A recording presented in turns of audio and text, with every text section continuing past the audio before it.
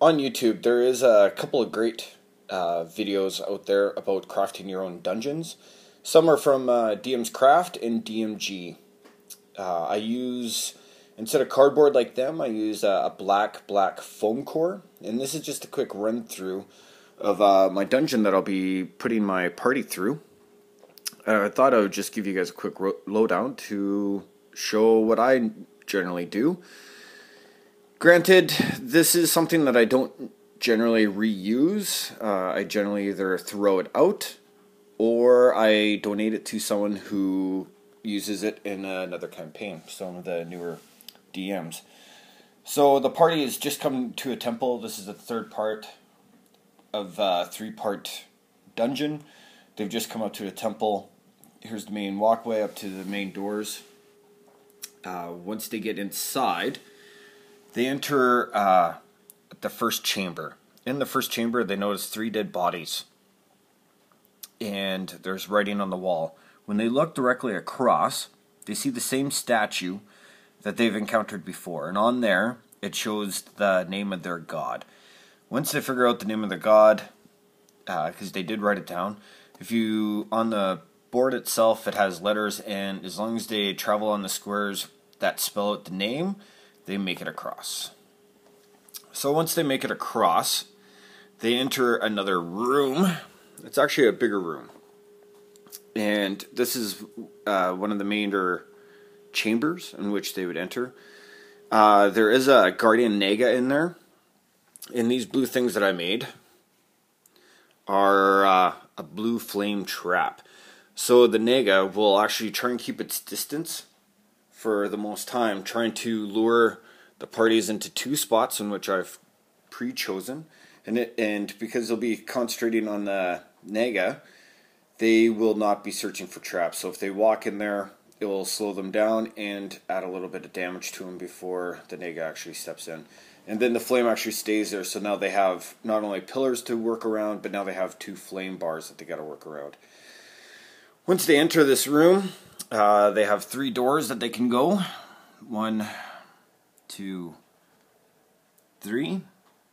By power of persuading them with the naga and how I'll move the naga around, I'm either going to push them to this door or this door. And plus with my party, they are pretty good where they've played enough D&D that they know that that would be the main room. So we'll start on this side. Once they get through this side, it will be an empty hallway. They'll see some ruined barrels, and there's a torch on the side. If they go to this door first, which opens up into jail cell, in there they'll be able to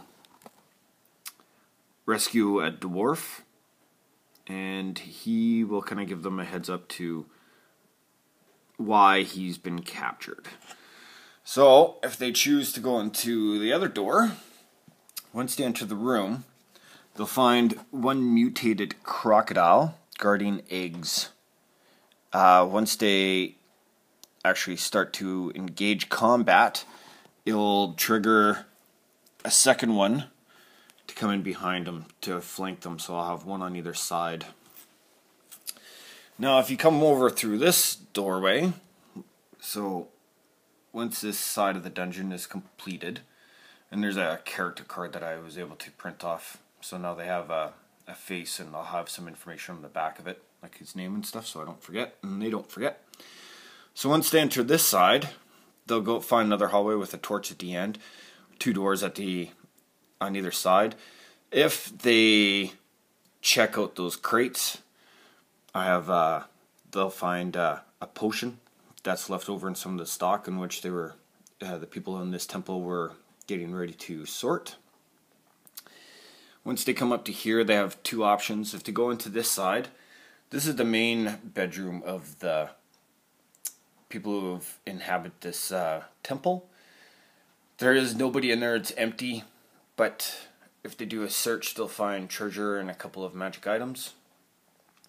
When they come into this side, they'll find a tiefling wizard doing an arcana power out of the cauldron in the middle, which will bring down a couple of lightning archons to aid her in taking on the party.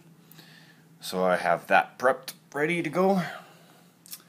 And then once they get over here and they enter the actual temple itself, there's a couple pieces I still have yet to paint the benches there. But they'll see a ruined pillar and another pillar. There's a table and chairs in which the people are having, the main bad guy, the tiefling there, is having a meeting. They're actually in this temple to retrieve that skull. There's 6 of them in the game, and that'll be number 5 that they're trying to achieve. So once they get into that room, they will, there's a couple benches I've got to paint yet, but they'll be able to come in, and there's a couple of serpents on the side, 3 Soulsar